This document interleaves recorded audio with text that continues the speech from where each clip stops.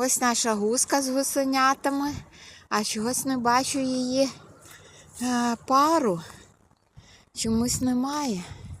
Може, десь полетів по своїх гусячих справах, але вона ще не так верещала чомусь. Ось гусенятка. Скільки їх там, так ще й не можна порахувати. Пливуть за своєю мамою. Де ж їх татусь? Я сподіваюся, що він скоро прийде. І що з ним нічого не трапилося. Скільки їх там?